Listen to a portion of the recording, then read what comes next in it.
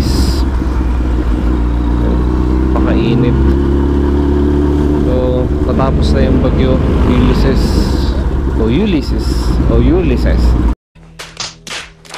Nakakalungkot dahil ang dami rin nasalanta ng bagyo. Ganyan pa man, wala namang ibang paraan kundi ang umangat. Kasama tayo sa pag-angat natin ulit. Babangon.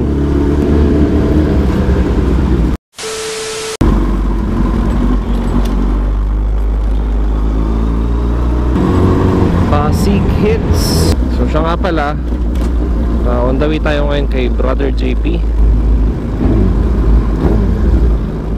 para sa ating R1. Ipapatune up natin, papalinis, papasync yung ating carburetor.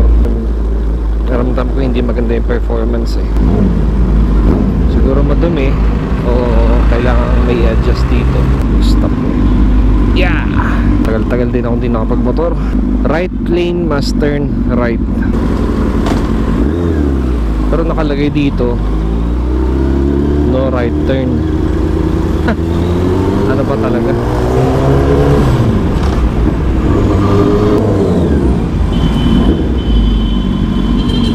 Medyo hindi ko kasi kabisado dito.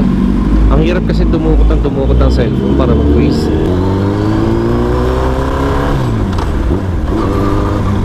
Memory PH. Ayun, oo nga, dito nga. Shoutout Memory PH. So si Brother JP, nakilala ko siya dahil sa isang ride. Yun yung nagpunta kami sa Amante. Tumitira talaga ng big bike, especially Super 4. And kaya ipapacheck ko yung carburetor. Pag high RPM ako, bumibirit na ako, pumupugak, tsaka lakas ng backfire. Kapag bumababa ako ng gano'n, biglang namamatay. So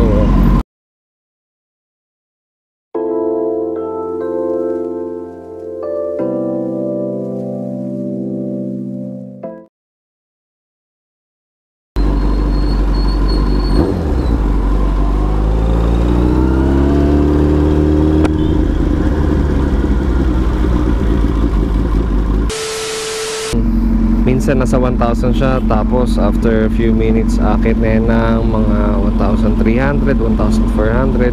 So mataas, hindi ganun ka-stable yung minor niya. So isa pa yun sa mga papaayos natin kay Brother JP. Okay guys, nandito na tayo ngayon sa Pasig kay Brother JP. Papa-check natin sa kanya yung carburetor dahil kadalasan nagba-backfire. Hindi namin alam kung basa yung spark plug, pero check yan. So si Brother JP, gumagawa yan ng motor, more on carb types na bike. Malapit siya dito sa may Pasig City Hall. Ayan, dun. So makikita nyo tong park na to. Ito na yung pinaka landmark nyo kung asan siya.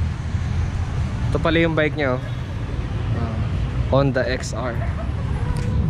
Parang scrambler type to no? Modified.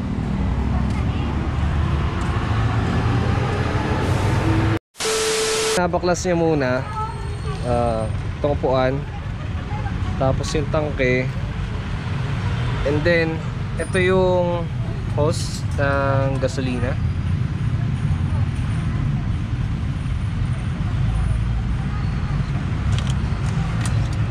Ayan. So para ma-access yung carburetor, ito yon. Tatanggalin muna natin yung mga nandito.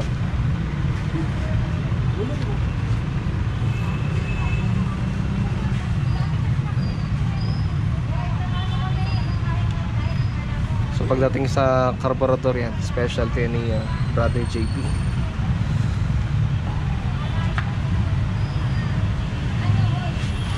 So ito yung airbox. Airbox to no?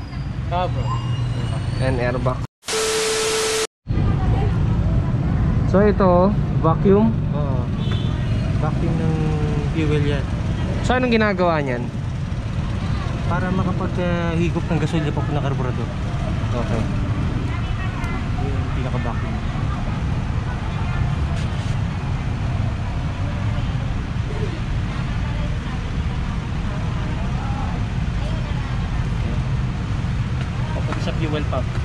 Ito naman yung fuel pump. Vacuum. Papunta. Fuel pump. Fuel Papunta dito pump. sa carburetor. Tapos nandito yung tangke, di ba? So sisipsipin niya yan dito. Isipsipin na ito. Okay. Doon sa fuel pump. Papunta din sa carburetor. Ito, mula dito, ibabato niya na sa karburador yung gas. Okay. So, mabusisi rin pala to. Ang daming kailangan tanggalin. Pa sa mga na-experience ko dito, kapag ni-start ko yung motor, talagang maamoy yung yung gas. So, siguro may kailangan i-adjust dyan. Yan yung mixture ng hangin tsaka ng gas. And then kanina, nung papunta ako dito na experience ko, pag binomba ko yung silinyador na malakas, namamatay.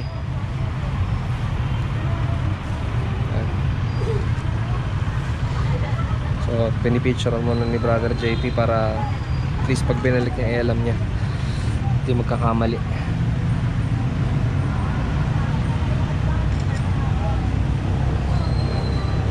Mechanics, life hacks. Cylinder 3.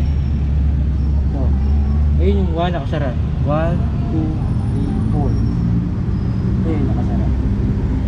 4, 3, 2, 1. Doon sinasaksak yung 4, 3, 2, 1. Yun yung sa synchronizer.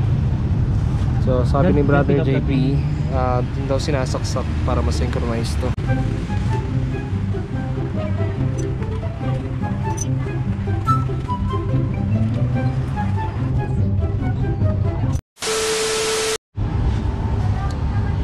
So yun guys, natanggal na yung airbox. Ito pala yung itsura na. Check natin yung spark plug. Tapos yung spark plug nandito yan, apat.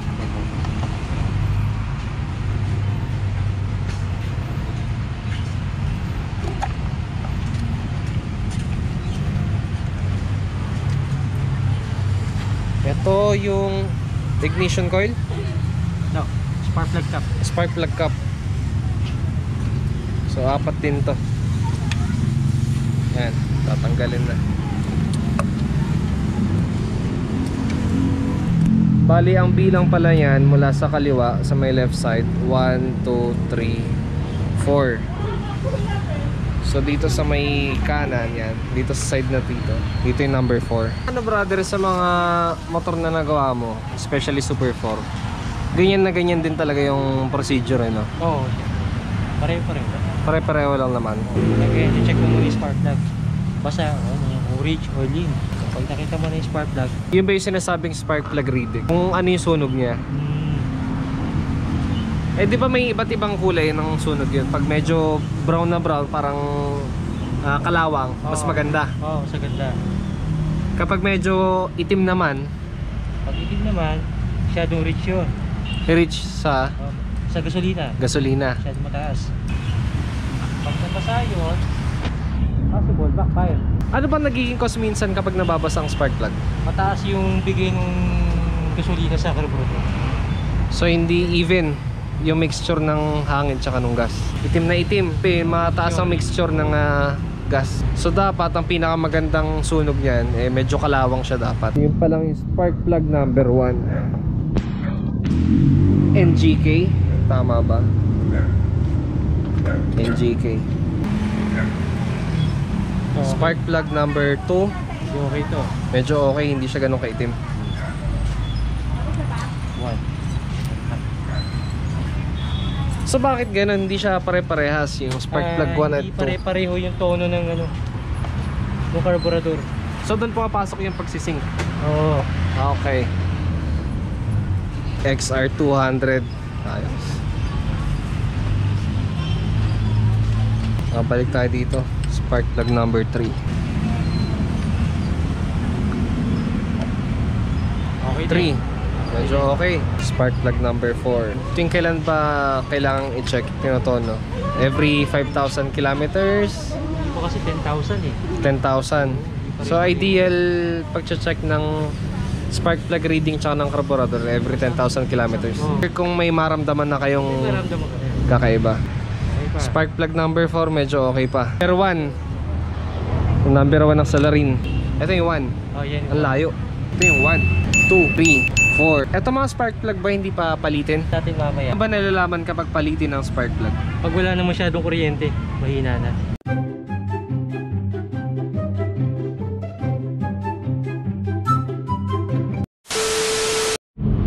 Hihitin ko yung hangin. Tignan natin. So ang gagawin muna ngayon, ikakabit na yung Spark plug. spark plug. Tapos, Titas muna natin kung malakas ang ano. tetest muna natin kung may Kung malakas pa yung kuryente. kuryente lahat. Oh, sige. Balikan na bro. Okay. 2 seconds later. Bumalik na si Brother JP. Tinesting niya yung mga spark plugs. Spark plug 1. Ito yung spark plug 1. Yung kuryente niya. Yung 2, kuryente nga. Pati nga ulit ng 1. Oh, may kuryente. Ayun. Medyo malakas pa. Ito yung 3 and 4. Oh, iba 3. ang sunog oh. Okay. Ayos, eh. Ito naman yung 4. Okay, yung 4. Okay may pang testing siya. Yeah. Ayos. Para hindi siya yung kakabit mo, tetestingin. Oo, ayoko nung yung didikit mo sa body. Oo. Para ma-check mo. Ayoko nung gano'n. Old school lang dating pero kahit ka tayo ngayon, 2020 na ngayon. So babalik muna. Tapos pagkabalik, ano next gagawin? Check natin yung carb naman. Yung Yup. hangin. Ito naman yung pang synchronize. Ayan. Carb Tune Pro 1, 2, 3, 4 yung number dun yung ipapasok. Tapos ito yung pang sukat niya. Pili kung saang number ng carburetor siya dapat. Yeah. Oh, lifting. Baby pa dito. Say hi. Hi. What's your name? Englishero. So 4 na butas yan. Doon ipapasok yung 4 na linya ng pang synchronize. So hindi ko alam kung ano yung level na dapat, pero dapat pantay-pantay daw yan. Pero mamaya malalaman natin. Okay, may pinasok siyang aparato, may ilaw. Yan ba yung may mga turns na sinasabi? So ang gagawin mo muna, i-close mo muna lahat. Gusto ko na ngayon? Okay, adjust nyo na ngayon. Pa yung kahit di pa nakabukas yung makina. Oo, okay lang.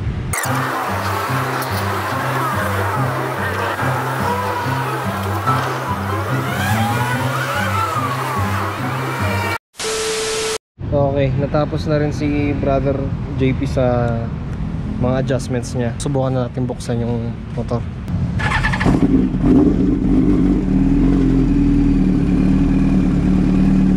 Yun, no?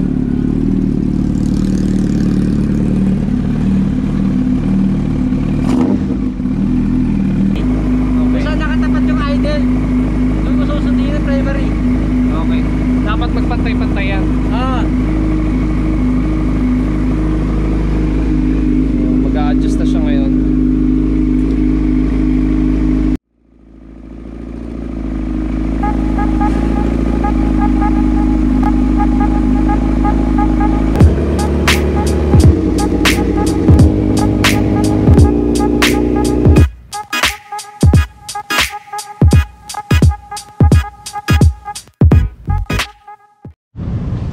Okay guys, so naibalik na yung mga binaklas kanina. Okay na yung minor. Tinest drive ko siya dito sa kahabaan ng Pasig City Hall yan. So nag U-turn ako doon, balik ulit, tapos pabalik dito. So okay naman. Kahit bomba-bombahin ko, wala nang palya. Backfire wala na rin. One click, one start, okay na okay. Pansin ko kasi na medyo mahina yung preno ko. So sabi ni Brother JP, try daw namin i-bleed. Sabihin, may hangin yun. Hindi masyado kumakapit yung preno. Dapat matanggal yung hangin. Kailangan mo wala hangin. Tatapon kasi dito na dito niya ilalabas yung hangin tsaka yung fluid. Ayan, Ito, may hangin. pang sala lang.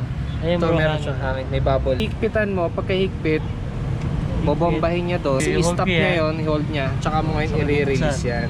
Tumaas yung preno. Tumaas yung preno. So may pagbabago. Ibig sabihin, may hangin nga siya kanina na dapat talaga may i-release. So far, yun pa lang naman yung napagalaw ko dito sa R1 magmula nung nakuha ko siya. So far, so good naman. Ito mga pinayos natin, hindi naman talaga siya issue. Dumudumi yung carburetor, Normal na chino-tune up yan. Ganun din sa mga kotse. Part siya ng maintenance. Okay, testingin natin. 1 click, 1 start.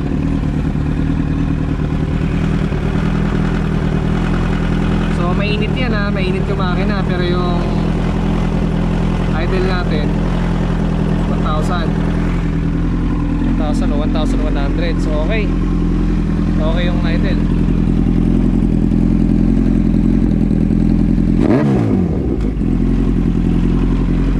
Okay. Pagka gas mo, mabilis din bumaba yung RPM. Tsaka stable lang yung ano niya, yung idle nyo. Hindi siya malikot. Okay, so eto si Brother JP. Located siya sa Pasig, malapit siya sa may Pasig City Hall. So lagay ko na lang sa description sa baba yung contact number niya, just in case gusto niya magpagawa. Specialty niya rin, big bike, especially carb types. Yan, Super 4, kilalang kilala yan. So Brother JP, ano yung ginawa natin dito sa R1? Nagtono tayo ng carb. Tono natin. So after tono, yung 2, 3, 4 na spark plug, okay na. And then yung spark plug na number 1, medyo may carbon. So magbabawas tayo ng konting hangin doon. So after nun, tono, synchro. So nakita naman natin hindi balance yung carb, no? After synchro, okay, matono na lahat, tapos na. And then after nun, yung brake, nag-bleed tayo ng brake kasi mahina yung brake sa likod. One click lang. One click lang, hindi siya nag-gas. One click lang yon.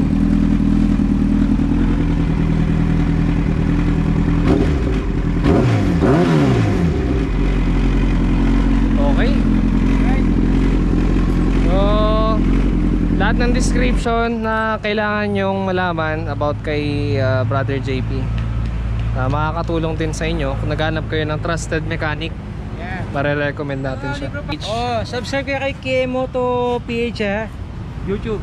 Yan, yan, yan. Kimoto PH, okay? Okay, so kita-kits sa daan.